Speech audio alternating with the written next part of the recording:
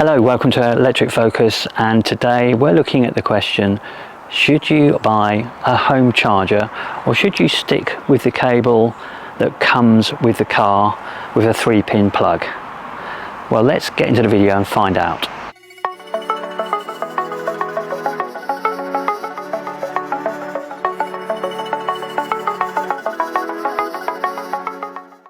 So when you buy an electric vehicle, you normally get a cable with it like this, with a 3-pin plug. This is a bit crackly. With a 3-pin plug like that. It's called a granny charger. Seems a bit unfair to grannies, but this is what it looks like. So you plug this end into the car, and then this you can just put into a normal plug socket. Right, so what does that give you? Well, listen, you can charge your car, all right? The downside of it is the amount of time that takes. So it's charging around sort of 3 or 4 miles an hour.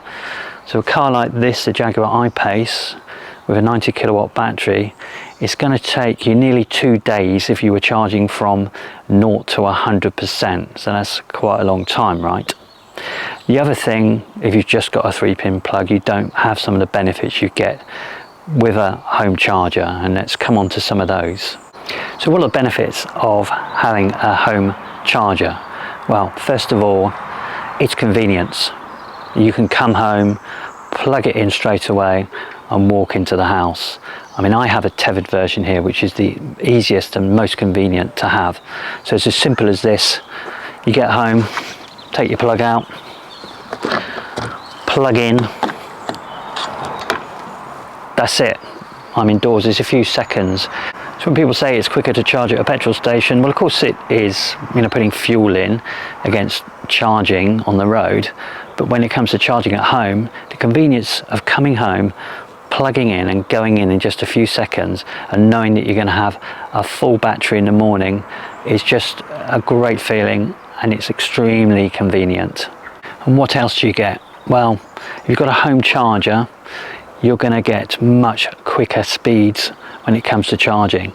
So we talked about nearly taking 2 days to charge this car on a 3-pin plug. With a home charger, you're talking about 13 and a half hours, and this is, we're saying, charging from 0 to 100%, which I never actually do, and most of the time just topping up. But you can see it's a massive difference. You're getting more like sort of 17 to 20 miles an hour.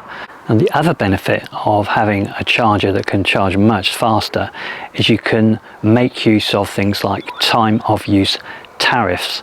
Now, I have a tariff from Octopus Energy called Octopus Go. A lot of EV drivers have this tariff. Basically, I get 4 hours at a very cheap rate. So it's an overnight rate. So from 12:30 to 4:30 in the morning, I'm only paying 7.5p. And listen, that is in today's rates. I've just had my update done on my tariff, and that will last till July 2023. So there's still reasonable tariffs available out there, although electricity prices have gone through the roof. I'm paying 35 pence a kilowatt hour for the main part of the day, and then I get that 7.5p for those 4 hours. Now, that means that I can take advantage of those 4 hours and keep topping up every night and only be using the charging during that time. And if you look at that from a pence per mile perspective, you're talking about 2.5 to 3 pence per mile.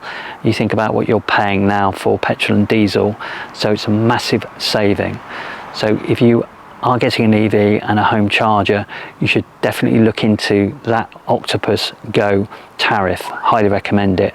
And you can also get a referral link from me. I'll leave it at the end, where you get £50 off, and I get £50.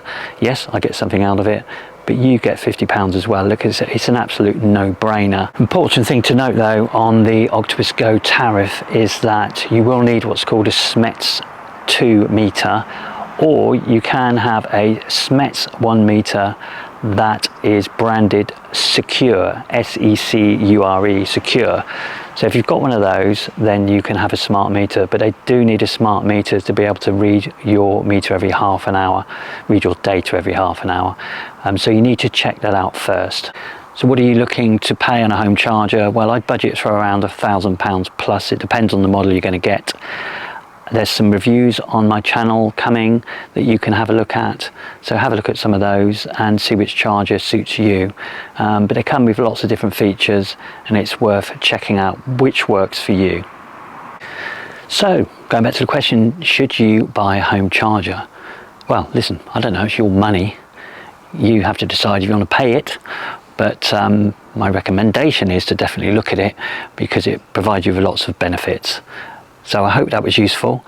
Please like and subscribe, and I'll talk to you soon.